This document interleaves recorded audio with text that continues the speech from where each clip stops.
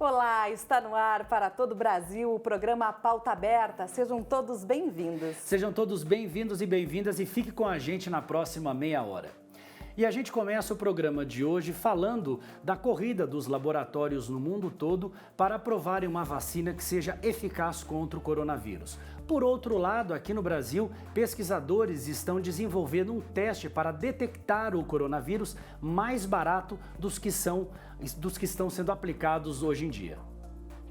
Um teste rápido, barato e eficiente para detectar o novo coronavírus. E o melhor de tudo, ele é feito apenas com a saliva e pode ser coletado em qualquer lugar. A tecnologia já existe, mas uma parceria entre o Centro de Química Medicinal da Unicamp, o Laboratório de Genômica Mendélix e a empresa brasileira de pesquisa e inovação industrial, a Embrapi, vai deixá-la ainda mais acessível. Estamos desenvolvendo insumos, que são duas enzimas, que são produzidas aqui nesse laboratório para substituir produtos importados.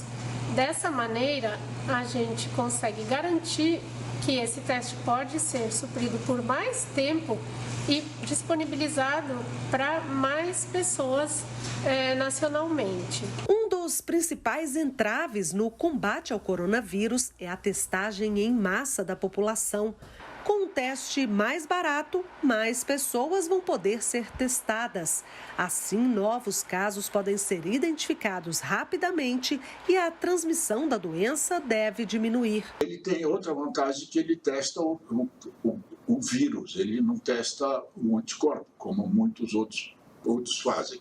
E ao testar o vírus, ele está dizendo, olha, nessa fábrica as pessoas tais não devem começar a trabalhar ainda. Nesse final de primeiro pico, em que a gente está retornando mais ativamente para as nossas atividades presenciais, ter um teste em que você tem uma confiança que as pessoas à sua volta têm uma baixa probabilidade de estarem infectadas, de baixa probabilidade de estarem transmitindo alguma coisa, permite com que a gente volte de uma maneira mais segura e mais regular para esse trabalho.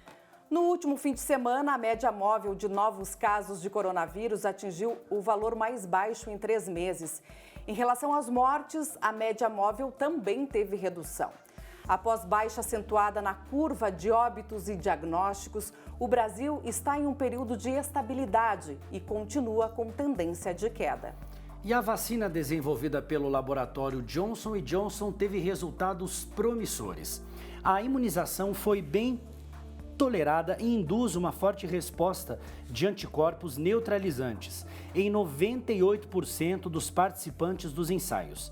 Após a aplicação de só uma dose, olha só, as reações imunes se mostraram semelhantes em todos os grupos etários estudados, o que é particularmente importante. Os resultados positivos permitiram o início do estudo da fase 3, que busca comprovar se essa resposta é capaz de prevenir a doença, além de certificar a segurança do produto em milhares de pessoas. Bom, Paty, a gente está acompanhando aí, né, a corrida desses laboratórios, né? Temos aí 2 que estão para sair, que é o laboratório chinês, o Sinovac, com a Coronavac, com a vacina Coronavac. Temos o AstraZeneca, que é um acordo com a Universidade de Oxford, junto com o Butantan. A gente está torcendo para que isso saia logo, né? Os estudos bem avançados, bem avançados. E lembrando, né, que a vacina chinesa, através da Sinovac, do laboratório Sinovac, doou 50 milhões de doses para o Brasil. Então a gente espera que isso saia ainda esse ano, quem sabe, né? No início do ano que vem, né? Por que não? Nós já mostramos aqui no programa que os golpes pelo celular cresceram durante a pandemia. E uma decisão do Tribunal de Justiça do Distrito Federal está causando polêmica. O tribunal informou que a operadora de telefonia celular não deve ser responsabilizada em caso de danos por golpe em aplicativo. A Rose teve um aplicativo de mensagens do celular clonado depois de anunciar em um site de vendas de objetos usados. Uma pessoa me ligou como se fosse parte da equipe desse site e solicitou que eu fizesse uma operação que era necessária para confirmar a minha identidade no site de venda. Ao fazer essa operação, o meu WhatsApp foi clonado imediatamente e a pessoa ficava no telefone comigo e, enquanto isso, mandava mensagem para os meus contatos pedindo dinheiro. Quando os contatos enviam dinheiro para o farsante, o prejuízo é certo. Foi o que aconteceu com uma vítima em Brasília que chegou a transferir dinheiro para uma conta. Para tentar recuperar o valor perdido, entrou na justiça e pediu indenização para a operadora da linha telefônica. Mas a 8ª Turma Civil do Tribunal de Justiça do Distrito Federal negou o pedido. Os desembargadores entenderam que o cliente deve arcar com o prejuízo por não adotar as cautelas mínimas necessárias. Ainda segundo o tribunal, não é possível atribuir à operadora a responsabilidade pelos danos sofridos. Isso porque a vítima não foi cuidadosa e o prejuízo foi causado por terceiros. O artigo 14 do Código de Defesa do Consumidor é muito claro ao dizer que não haverá responsabilização dos fornecedores de serviço nos casos em que não houve falha na prestação de serviço e que o consumidor foi o único responsável pelo ato lesivo. Da mesma forma que se espera que as empresas, os fornecedores de serviço prestem serviços com excelência, espera-se dos consumidores que ajam sempre com responsabilidade, com prudência e com zelo em suas transações. Alguns cuidados podem ser tomados para evitar o golpe, como habilitar a verificação em 2 etapas disponível em aplicativos de mensagens. Quanto a Rose, ela não chegou a ter prejuízo, porque agiu rapidamente. O que eu fiz foi entrar nas minhas redes sociais e avisar que o meu celular havia sido clonado. Não cheguei a perder porque as pessoas perceberam pelo linguajar da mensagem que não se tratava de uma mensagem pessoal minha. Então lembre-se, se você receber algum código de alguma pessoa que você não conhece, para você acessar um código dentro do seu WhatsApp, isso sim pode ser um golpe para que o seu celular seja clonado. Então todo cuidado é pouco. E a gente continua falando ainda de celular. Bom, como você viu, o celular hoje faz parte do nosso dia a dia, né, em todos os sentidos. Mas sabia que o uso excessivo dele pode trazer principalmente complicações para a coluna? Acompanhe. Difícil não ver alguém assim, sempre de olho no celular. Mas será que as pessoas sabem quais são os danos que essa mania pode trazer? Você usa muito o celular durante o dia? Uso. Bastante? Bastante. Muito mesmo. Você sabia que ficar usando o celular direto, assim, nessa posição, dá problema na coluna? Não sabia. Você fica muito tempo no celular durante o dia? Bastante tempo. Você sabia que esse hábito da gente ficar olhando muito para baixo pode dar problema na coluna cervical? Eu acredito, porque eu já tenho problema. Você já tem problema? Eu tenho problema. Vive doendo as minhas costas, minha coluna, o pescoço, vive doendo. Não sentiu nenhuma dor até hoje?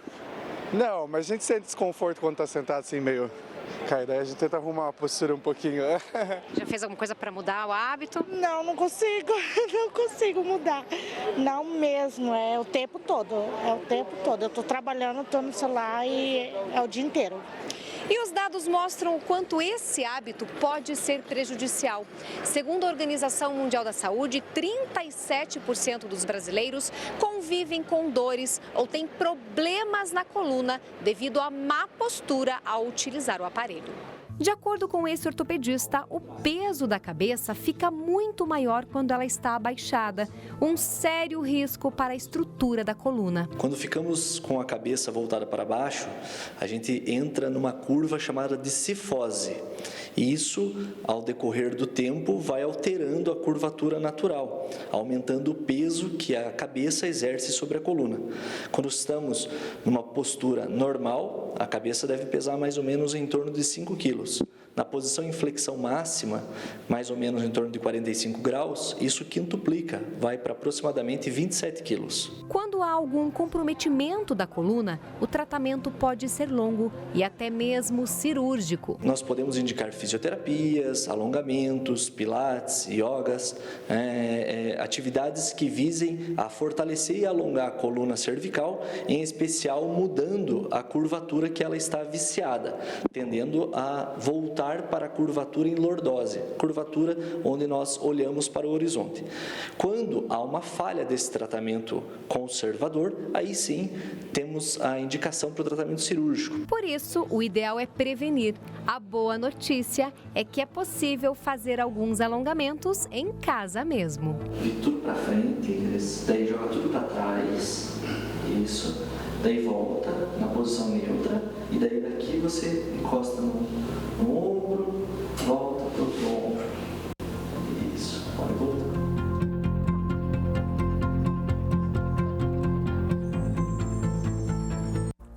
Agora você vai conhecer uma história de superação e fé que vai te emocionar. É a luta pela vida. A descoberta de um câncer durante a gravidez deu forças para a Bia enfrentar a doença. Hoje, ela é inspiração para outras mulheres. Dá só uma olhada. Quem vê a Bia assim, feliz, cercada pela família, não imagina pelo que ela passou. Aos 31 anos, recebeu 2 notícias que mudaram sua vida. Descobriu que estava grávida e tinha um câncer de mama. Eu procurei um mastologista, que é o médico responsável por mama, e esse mastologista mandou eu abortar. Ele mandou eu interromper a gestação, porque a gestação, ainda mais no primeiro trimestre, tem muito hormônio, e era uma bomba de hormônio, e o hormônio alimentava o tumor.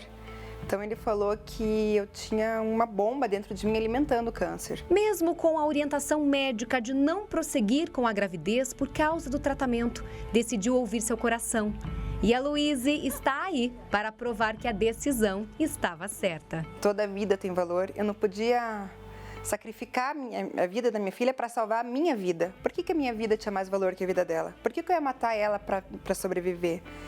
E o que eu falei para o meu marido e para todo mundo é que, para mim, matar a Luíse era a mesma coisa que matar o Matheus ou o Daniel. Os 3 eram meus filhos, ela só não tinha nascido ainda, mas ela também era minha filha. Assim como eu não mataria eles, eu também não mataria ela. A Bia é um exemplo de que, com fé e amor, é possível superar qualquer obstáculo. E para inspirar outras pessoas, ela decidiu contar sua história. Tudo começou com as palestras. A primeira foi em 2018, a convite da empresa onde ela trabalha. Eu lembro que era um teatro lotado, eu estava muito nervosa, mas assim, a hora que eu pisei naquele palco e comecei a falar, foi assim de uma naturalidade que parecia que eu tinha nascido para isso. E as pessoas se emocionaram e choraram e foi assim muito emocionante, sabe? E cada vez que eu palestro e recebo um feedback que eu ajudei alguém, que eu ajudei uma irmã ou uma mulher que está passando por um câncer, eu vejo que é para isso, foi para isso que eu sobrevivi. Não para mudar a minha vida, mas para mudar a vida de outras mulheres que eu estou ajudando. E a Bia não parou mais. Além das palestras, agora ela resolveu escrever um livro para ajudar quem está enfrentando a doença. Quando alguém recebe um diagnóstico de câncer, ou a pessoa, ou a sua mãe, a sua filha, o seu marido, a primeira coisa que a gente pensa é que a pessoa vai morrer. Não adianta, câncer está atrelado à morte. Você fala em câncer, você pensa em morte. O que eu quero mostrar com o meu livro é que existe vida no câncer. Eu gerei uma vida em meio ao câncer. E também a forma como eu enfrentei o câncer foi muito leve, eu sempre fui muito palhaça, muito risonha. E durante o tratamento fiz isso. Eu fui tirar a mama sorrindo, eu fui raspar meu cabelo sorrindo e fazendo piada. Então eu quero mostrar que ninguém escolhe passar por um câncer, mas todo mundo pode escolher como passar pelo câncer. E é isso que eu vou escrever no livro.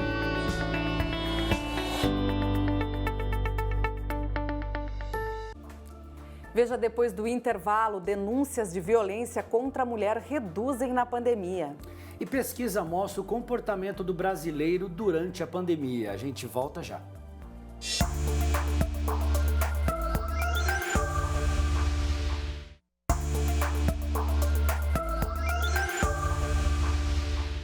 E agora a gente volta com um assunto polêmico aqui no programa Pauta Aberta e que divide opiniões e que na época da pandemia diminuiu a denúncia de violência contra a mulher. Acompanhe na reportagem. Um estudo da Universidade Federal de Minas Gerais, realizado entre os anos de 2013 e 2018, mostra que as agressões ficam mais frequentes à medida que o tempo passa.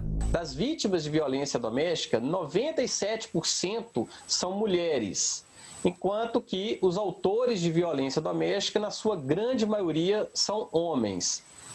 Com idade entre 35 e 44 anos, é o público mais comum. A maior preocupação é com a impunidade.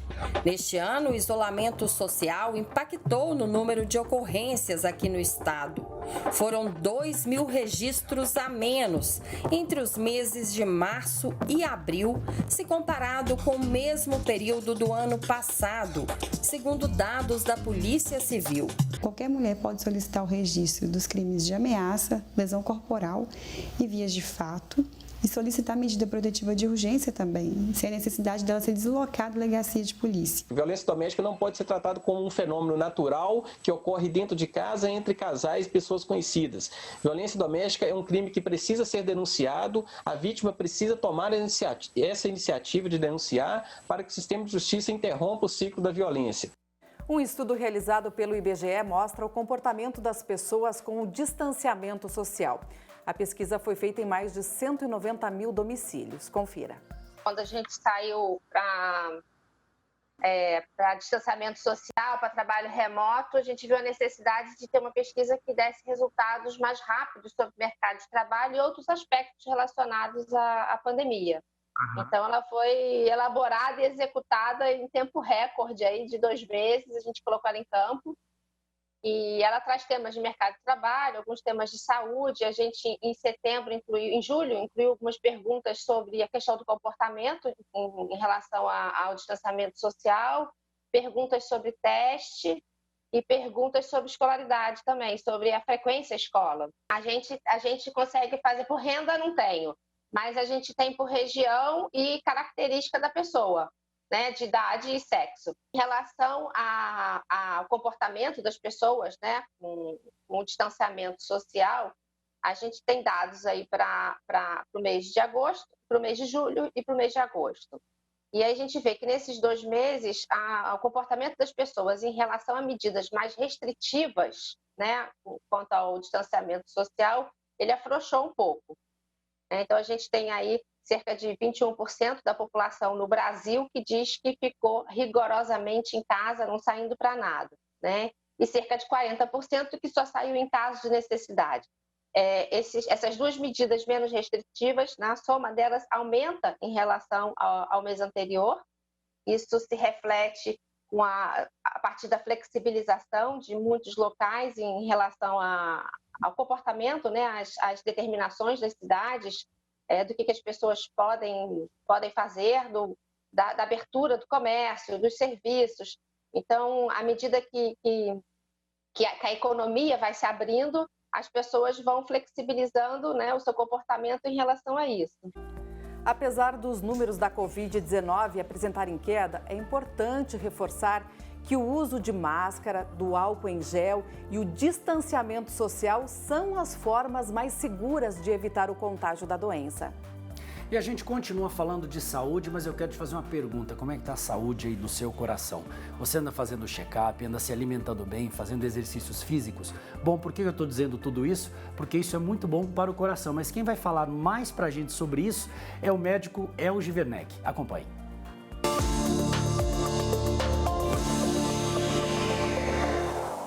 Esse órgão que todo mundo carrega com tanto carinho e que traz tanto simbolismo. Tudo que é guardado dentro do fundo do coração tem um aspecto de ser guardado de forma zelosa, de forma alegre. As doenças do coração, as doenças cardiovasculares, infelizmente ainda são a principal causa de morte no mundo inteiro. A Sociedade Brasileira de Cardiologia já contabiliza mais de 300 mil óbitos só por causa do coração. Infarto agudo do miocárdio, arritmias do coração, acidente vascular cerebral, que está dentro de um complexo todo das doenças cardiovasculares.